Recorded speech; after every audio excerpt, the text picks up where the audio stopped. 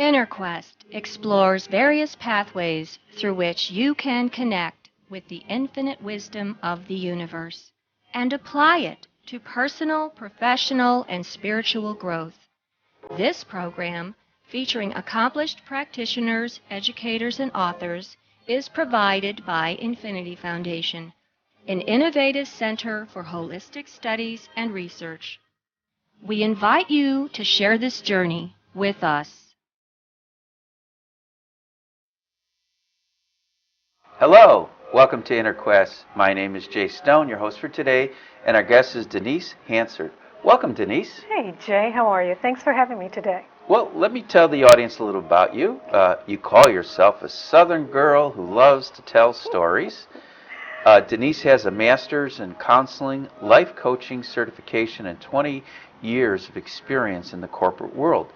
Denise uses her passion for helping people become their best selves, however they define us. So how did your master's in counseling and corporate experience kind of enmesh or come together and unfold for you? Yeah, definitely. Well, if you think about it, when we have our life, we have just what we think of as a personal life and a professional life. And for me, it really is just one life. You can't separate the two. A lot of people think that they can go off to work every day and then leave that at work and then come back and be a different person at home. So with my master's in counseling and my certification in life coaching and the years in the corporate world, I can help people to understand that there is just one life that they have, making it aligned and giving them the help that they would need with tools and techniques, et cetera, and everything like that, to bring themselves together so they won't have that disconnect that a lot of us begin to feel sometimes. Right. So you don't, turn into a different person. Bingo. When you're just, you don't have to act one way at work and another way at home. You're just yourself. Exactly. And exactly. Which is what you said. Your goal is to help people become their one self or their true self, however they define it. So what did you do in the corporate world? Well, now that's an interesting story. Can I go back a little bit further? Sure. Yeah, so I had a couple of defining moments in my life, Jay. First, after I graduated from college, and I had a behavioral science degree and Spanish degree, and I said, well, I want to go back and get Where'd more. you go to college? I went to Tift College, which was an all-girls college in Middle Georgia. It has now merged with Mercer University and kind of just took it all in together, so they've made it one. And I taught school after I graduated from college. And it was that first summer that I was bored out of my tears and said, oh, I've got to go back to school. I can't do this. And so I went back and got my master's in counseling. And from there I went right into the healthcare division because I knew I wanted to help people. And what I did was I did short-term crisis intervention counseling in an emergency room and critical care units. And fast-paced, lots of things going on, and I absolutely loved it. And at the same time, I kind of got tired of seeing people as repeaters, I guess you could say. Women who were abused. They would always come in time after time after time. People who had certain diseases, mental health, etc., and they never could quite get themselves together. And I thought, I love what I'm doing here. I want to also help people to grow into more. And so on the side, I was doing my own work with self-help programs, to whatever that would be for whoever needed it. And of course, I met the love of my life. And he also was a physician and was working in the emergency room. And we were together for 8.5, almost 9 years.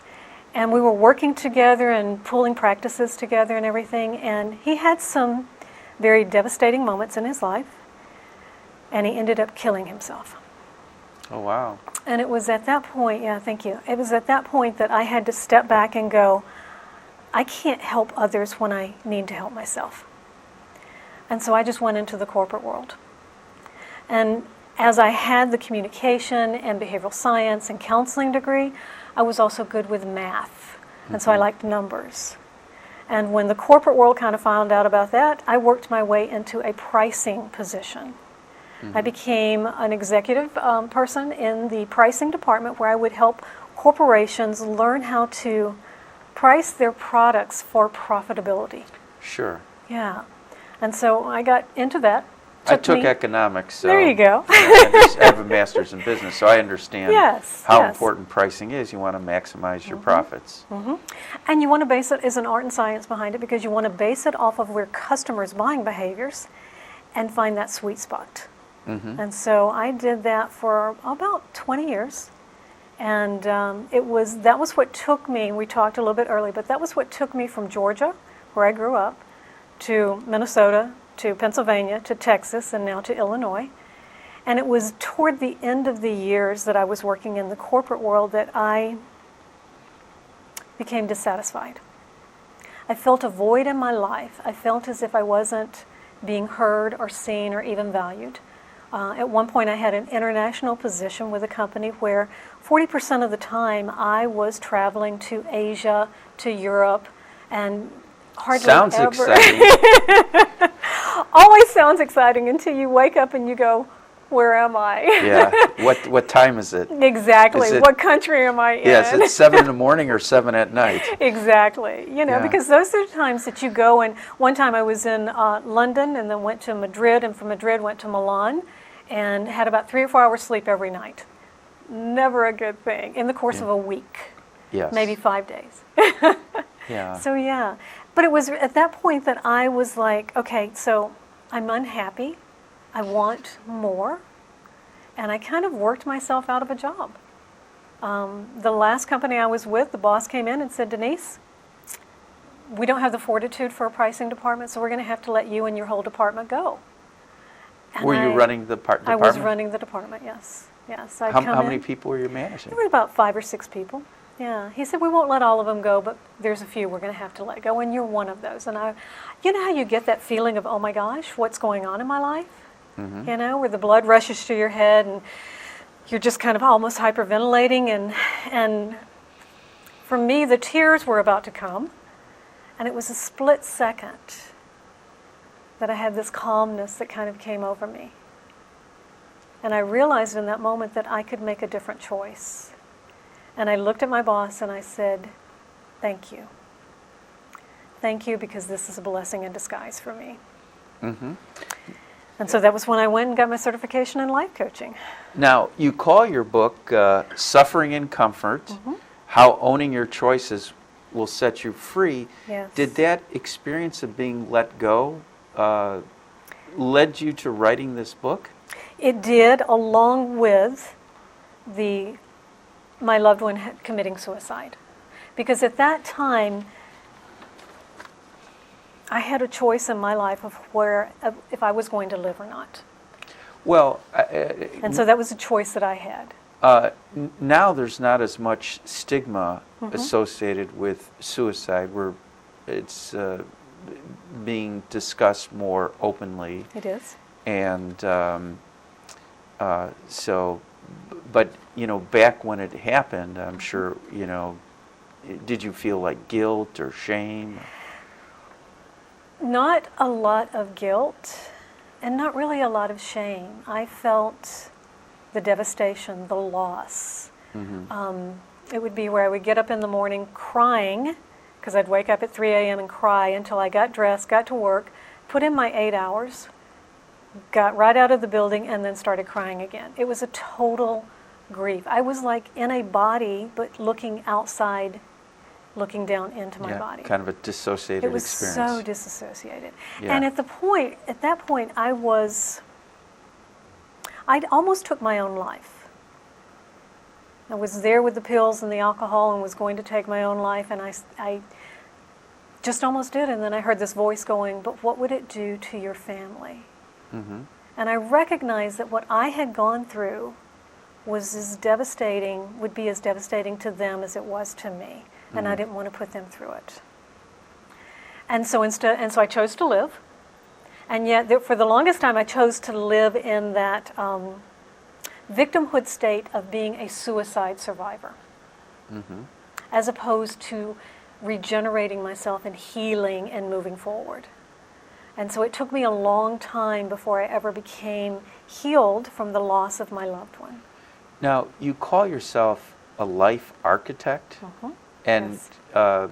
as I listened to you tell your story, I could see how you've kind of sculptured and shaped your life like an architect does. So why don't you define for our audience what a life architect is? Well, for me, and I claim that because it's exactly what you said. I mean, if I chose to stay in the therapeutic work of having my counseling degree, it would be as if I were an archaeologist, just digging into the past and into our stories and never really moving out of the past and out of our stories. And yet at the same time, it's important to understand our stories, let go of what we don't need to have, and then to build a solid foundation, as an architect would do, with the scaffolding where I can help support you to live the life you're meant to live. So that's kind of what I feel like I am, is that architect who can build the foundation for you, but give you the support for you to move forward and grow into your own life. So let's say a client comes to you, so you're not that client's life architect, you help the client become the architect of his or her own life. That's a great way to put it, yes. Okay. Yes. So what skills or suggestions you give to the client so they can become their own architect? I have two signature processes that I have developed myself. One that we all have is about gaining clarity in our life. Another is about how to deal with our fear. And so for me, one is about transforming your life through CLEAR, C-L-E-A-R. Okay, so I can hold this up here. So you've got it now. Card. So this is about making choices in your life of how we language or make our words the most energized or positive that we can in order to take action steps from a different perspective so we can get different results. Now, is this technique something you developed yourself? Yes, I did. Okay. Yes. So why don't you explain the CLEAR process? Sure. So each and every moment that we have in our life is about making choices.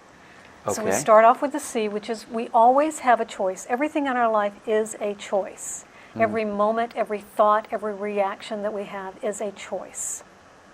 The first choice that we always have is how do we language our words? What words do we use?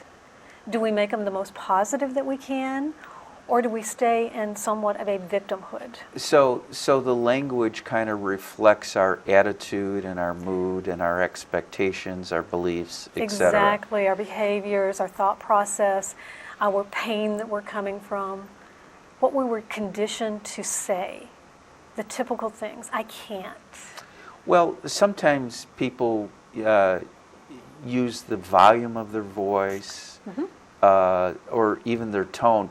Somebody said, well, I'm not angry. It's like, yeah, the volume shut up, the tone is angry tone. Exactly. So would you consider that part of the language as well, kind of like the nonverbal communication? Because it's not the words, it was the way the message was delivered. I love the way you put that, and yes, I would, because it is nonverbal. And what we want to do, because if we come from a more positive place, which is the E in the CLEAR process, being more energized, you could do it either way. You can choose your words, as opposed to saying, I can't. You can say, I choose, which gives you much more power. Or your verbal, nonverbal, would be, as opposed to the yelling or the quiet, you can sit back and be open. I mean, this, we all know, means I'm not open, I'm closed off to you, and I don't care what you say because I'm zoning you out right at this moment. As opposed to opening up yourself and listening and understanding what you're saying, what you're conveying non-verbally. So it comes from a more energized place. Let's see if I got this correct, but first you have to be clear with yourself, and then you could be clear with others. Exactly. Okay. It's all about coming from within, out, as opposed to allowing outside circumstances to affect and dictate who you are. Okay. Yeah. So internal locus of control versus an external locus of control. Exactly. All right. Exactly. So so we've done the C, which is choice, the L, the language, the E is the energize. Right. The next one is the actions. Exactly. So think about it like this. You've made a choice on how you're going to language, whether it's verbal or nonverbal. And through that choice in the languaging, you're choosing to come from a different perspective of energized, very positive, the best you can be. From there, you're going to take a different action step than you would have before then. You're going to come from a different perspective. You're not going to be a victim anymore. You're going to be the victor. You're not going to be deflated. You're going to be energized. You're going to be more from a loving perspective as opposed to a fearful perspective. And so to tie it all up, when you're taking different action steps from a different perspective, you get different results. Okay. Again. And what happens, Jay, is very interesting because most of us... So that's the R. That's the R in the The clear. R is the results. Yes. But what happens is that most of us, if we don't like the results that we're getting, we typically just go back and change our action steps, as opposed to going all the way back to the impetus of it, which is what did we choose in the first place? Can you give an example, like working with a client recently? Sure. I have one client that when she came to work with me, and she's given me permission to state this, so I just want to make that very clear. I'm not going to share her name, but she has given me permission to share her story. That when she came to me, she was extremely unhappy in her relationship with her husband. She felt that it wasn't ever going to work, and she wanted a divorce, and she was angry all the time. And yet she didn't feel as if she could end the marriage because she still had 2 kids in school. And she couldn't figure out how to support herself and the kids without being married to her husband. So through our working together... And I would say she was feeling trapped, is what you hear described. That's a very good way to put it. That's the way most people put it, yes. Yeah. Stuck, trapped, just lost. Okay? So in the course of working together, in her becoming less reactionary, more of a creator in her life, becoming clear, and that's one of the techniques that we use with her, she realized that it was all about her and not about her husband. And she came from a different perspective then and took different action steps. As opposed to getting angry and exploding and reacting the whole time, she would pause and made a decision of who she wanted to be in the moment with him in each and every moment. And from that, she said, Denise, you saved my marriage. He's the love of my life. He's my biggest supporter, and I can't see living without him. Oh, that's great. So, yeah, it's wonderful. Now,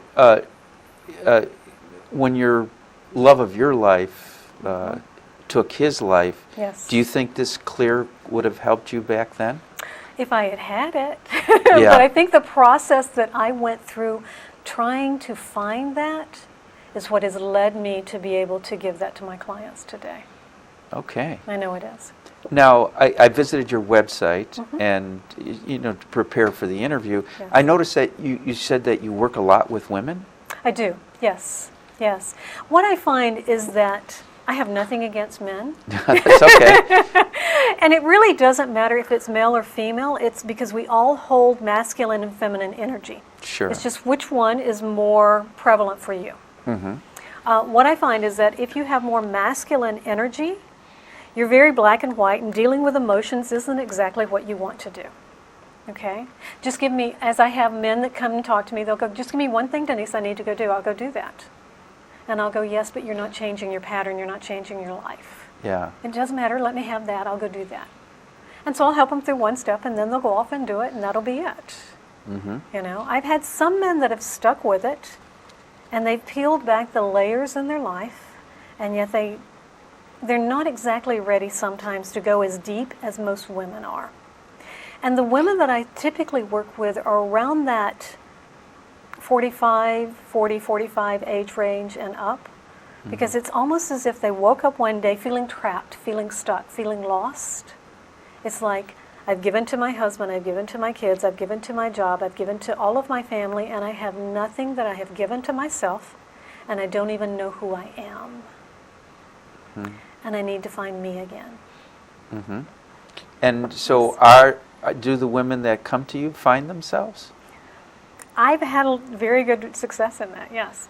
And it really doesn't matter. I mean, like the one woman I told you about in her marriage, in saving her marriage, I've had others that have come to me being in transition from a job. They've either chosen to leave the current job that they were in to do one of two things, to either find another job or to start their own business, or they got let go. So working through any type of transition like that, and working with me, they suddenly get, as one woman said, Denise, my friends told me I got my mojo back. I gained more confidence. The groove. I got the groove back. And all I did was help to give them that feeling that they were worthy, they were valued, they were seen and heard, to help them garner their confidence that they can take a risk in their life and go beyond where they've gone before. Now, I also noticed on your website that you have like teleconferences. I do a lot of different things. Like I'm involved in a telesummit that's coming up next week with other coaches. I do workshops, I do retreats, and I have a webinar that's coming up this Thursday. Well, it's the 12th of March. So you would people would be able to actually see and hear you at the same time. Exactly, scary as that is, but yes. Okay, good. And will you be able to interact with the people that are via chat? Okay. Yes. Now, what I truly love is when I hold my workshops, whether they're a 2-hour workshop or they're a 2-day workshop, a retreat, to where I can be in front of people and see those aha moments go off in their light bulb. And bless their hearts, women tell me they start walking up to me up to the front because we're going to give them a little laser coaching, and they'll go, Denise, please don't make me cry. And I'm like, I don't mean to. It's just, you're just releasing some energy here. That's all it is. And how would you describe your style of coaching? It's interesting. I will tell you what others have said. I'm more like a guide and a mentor that will lovingly kick your bohunkus to get you unstuck. What's a bohunkus? Your bohunkus, your asperillo. It's one of those little southern terms. It means that Okay. you're going to get off your rumpus. How about that? Okay. Yeah. Basically what I do is I will lovingly guide you, but I will not allow you to stay stuck where you are. I had a minister used to call it a spiritual 2x4. Exactly. Something along those lines. I will tell you this. I had one boss when I was in the corporate world, and you can imagine with a pricing person, people would come to me to ask permission to go and do certain pricing. And it was probably 8 times out of 10 no, that you can't go do it that way, but let's find another way. And I had a boss that came to me and he said, Denise, he said, you have a way of telling people no that makes them want to come back for more. So that's kind of my style with things. Okay, well, you let people down gently, I would say. So what do you think keeps people stuck the most? I think it's their fear. I think fear. Okay, isn't that one of your other techniques? Yes. All right. So how do you tame your fear? Through roar. Roar. So before we kind of get to the 4 steps of the roar process, when you said what keeps people stuck, it really truly is about their fear allowing them to stay stuck in it. They can't get past their stories. They want to stay, like I say, suffering in their comfort. Okay. Yes. So the roar process is a 4 simple steps. Wait, you just said something. I think you said people want to stay stuck and suffer in their comfort. Yes. So hence the book. Exactly. Suffering in comfort. What I find that people tend to do is that the pain that they know is better than the risk of understanding they can get out of their pain. So they're suffering in their comfort zone? Exactly. Okay. Exactly. Yeah. And that's where the kick in the bohunkus comes in. It is. I mean, that is a way in which people they want to, but the pain hasn't become great enough to move out of that pain. And what I don't want to happen to them is the 2x4 upside the head, which could be cancer. It could be, a loss of a major job, loss of a loved one, something along those lines. If you're not paying attention to who you are, then that's the clear. Exactly. It's that energy you're putting out, the negative energy that goes out comes back. It does. Definitely. The universe is saying you got to change the way you think, change the way you feel, change what you believe. Exactly. And if you don't, things are going to get worse. They are. So, That's it. why don't you tell our audience about how to tame your fear in 4 steps with the roar? Sounds great. Well, first and foremost, on the first R is to recognize your fear. Fear will always be with us. It's a matter of, do you allow the fear to keep you devastated, or do you allow the fear to motivate you? Yeah, well, fear can be paralyzing, so Exactly. people stay stuck. Exactly, definitely. Okay. And so and also not just recognizing that fear will always be with you, but recognize how your fear shows up for you.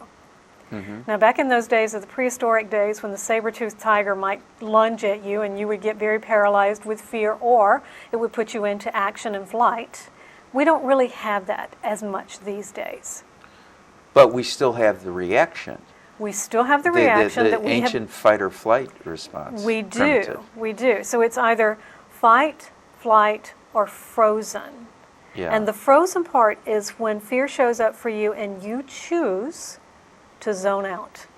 You fall asleep, you sit in front of the TV watching mindless whatever it is, or you're on Facebook all the time when there are other things that you could be doing that would help you. Well, you mentioned that fight or flight response, it increases the appetite. And hence more and more people are Yes. becoming overweight or obese Yes. because maybe there's a lot of fear going on. Very much so. They're trying to fill a void that they have in their life that they just don't know how to do it. So, yeah, so they eat food to change the way they feel, but it doesn't work. Food, drugs, alcohol, whatever it is, emotional state, depression, yes, that's what they do. Well, we've got less than 2 minutes, so Okay. we got to roar through All the right, roar. we're going to roar through this. I'm going to make it really quick. So first you recognize that fear is always with you, and how does it show up for you? And then you O, which is the open up to the feelings that you're having associated with that fearful moment. And once you open up to those feelings, then you move to the A step, which is accept that feeling and understand that you can have a different feeling. You can replace it, which is the last step, which is to release the old feeling or the old story behind it and replace it with something new. And, Very quick. And can you give a practical example of getting rid of the old and bringing in something new? So if you think about it, so I have a fear of needles. I've had it since I was a child because the doctor thought I was anemic, so every 2 or 3 days I was going getting blood drawn when I was under 2 years of age. So every time a moment comes up that I think I have to even get around a needle or anything like that, I become paralyzed. So going to the dentist, okay, when you've got a cavity to be filled, you're going to have a needle to get a shot. Well, it's one of those where I have to go into a zoned moment and think of the beach or the mountains or something else and feel that. So you're changing the state within. Exactly. And so you're recognizing it. Mm-hmm.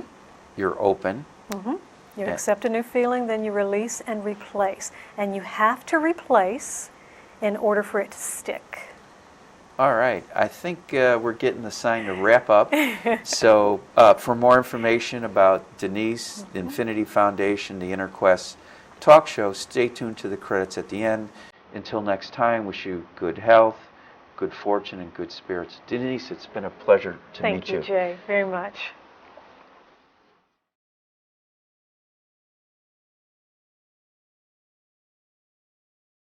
For more information about this show, our guests, Infinity Foundation, or any of our other programs, please visit our website, infinityfoundation.org, or call us at 847